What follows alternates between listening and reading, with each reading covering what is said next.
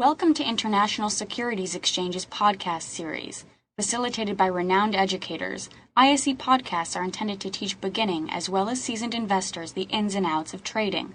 To find an updated list of podcasts, please visit www.ise.com/podcasts. Please be sure to listen to our important message following this episode regarding the risks of investing in exchange-traded options. We looked at our January 2009 call options, and we saw that they were trading for $10.82. Well, what you can see here, and again, sorry, just to review here, guys, we're buying the lower call and we're selling the higher call, and we can make the difference between those strike prices. So we bought that, again, this was a typo here, we bought that 152 call, okay, and that's ultimately going to cost us $10.82 per contract, or $1,082 for that position. We sold off the 160s, again, typo here, so I apologize. We sold off the 160s and collected $6.29. So ultimately, if the AUX stays above 160 between now and January, our risk for one contract, when you consider paying $1,082 and then subtracting that $629, was $453. Our profitability is $347. What we've done, instead of risking $1,082, we've essentially cut our risk exposure well in half. We've decreased our profit potential, but we've lowered our risk scenario, and ultimately we can make close to, I would say probably 80 to 90% on our money, provided that this stays above the 160. Now keep in mind, guys, that you can offset this position at any time. So as long as a sufficient amount of time has passed, you might be able to offset this early and recognize not your full profit potential, but recognize a portion of that and move on to another opportunity, and essentially take any risk of this turning around or going against you off the table. Again, what we've done is we've taken an expensive option contract, we've bought it, and recognizing that we have the ability to sell an expensive option contract, we've offset the cost of the position. Okay, so hopefully that's fairly clear for everybody. I don't know if you want to elaborate on that, Steve, at all? Nope, I think okay. That's perfect. So right now, guys, from the Wednesday where we were discussing this to today, we actually are trading essentially we're at 162 right now, so we're trading above that 160 strike price. So provided that our pair value stays in this range over the next little while, we're able to recognize a portion of our profits for this. Now, again, that all depends on how you manage it. So keep in mind there are no guarantees, and that's why we always say that recognizing that you have a profit and doing something to lock that in is one of the most important elements of trading. Not sitting back and just letting things sort of happen, because we also know that the volatility, as Steve mentioned, that's baked into these options, not only can work if it's going in one direction, but can also work if it's going in the opposite direction as well. Okay, so if you're profitable, don't be shy to take your profits, recognizing that this market is moving very aggressively on a day-to-day basis.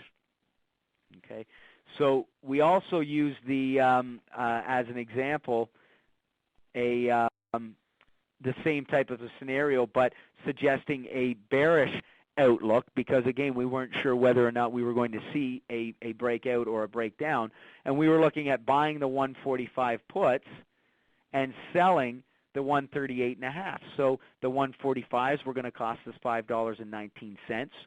Okay, we were going to collect $2.05 at the time, so 519 subtract 205, and ultimately you're looking at that position costing us $314, with the possibility of making $336 if we trade below 138.5 on expiration. Now, remember again too, we're picking our lower strikes in the puts and our higher strikes in the calls based on those key areas of support and resistance. So we're using those key levels as a means of identifying where an appropriate place to sell an option might be that has a high probability of the stock trading up towards it, but not necessarily going above it any further.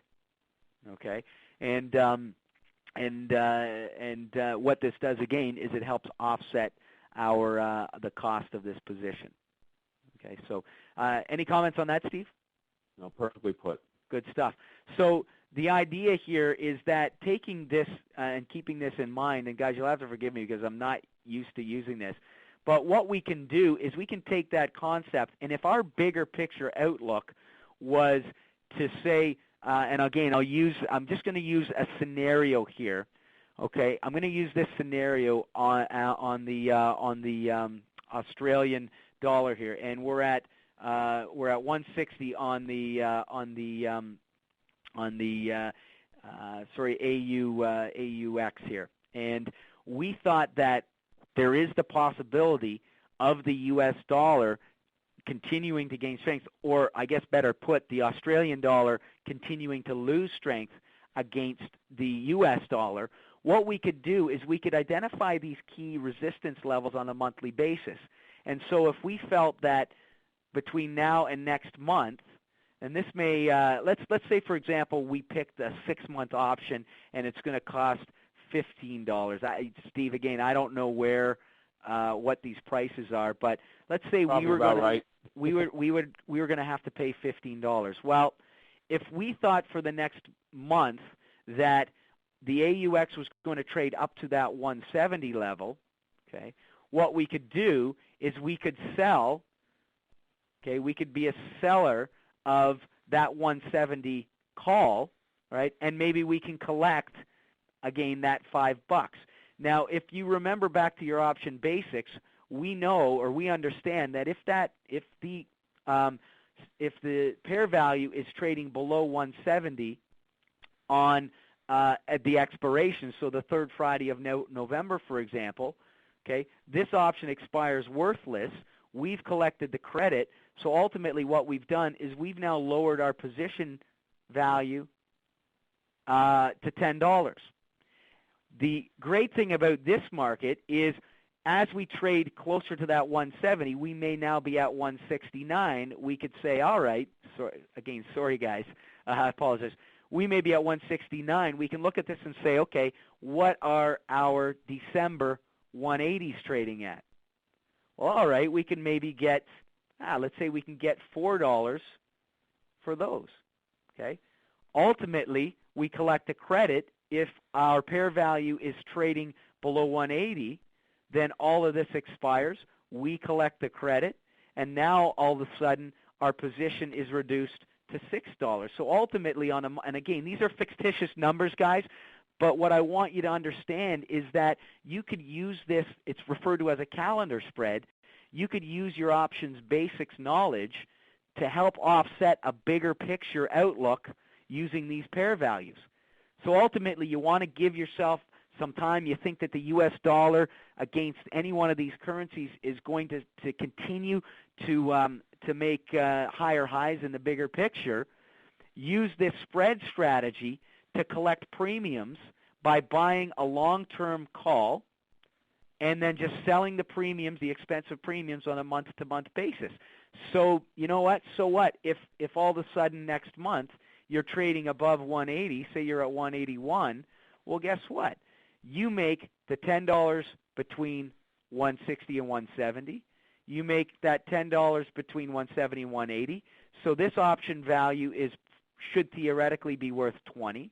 Okay, you've lowered your risk by ultimately $5 for the first month. So the initial cost of your position is 10, which means that you've turned a $10 position, okay, into a $10 profit. Now, again, I'm only using fictitious numbers, but recognize the power of being able to reduce your risk on a month-to-month basis, okay, for a bigger picture outlook on any one of these currency pair values. Is that a fair sort of example. This looks like something out of the movie Beautiful Minds. I think that I might have this might be the ingredients to new Coke. I don't know, but the idea is, guys, I'm terrible at this, but hopefully I've been able to illustrate the power that as you write these call options at these higher strikes, and as these call options expire, you are offsetting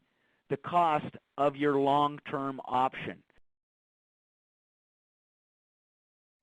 Thank you for listening to our podcast. To find more podcasts on options, stocks, alternative markets, and market data, please visit www.ise.com/podcasts.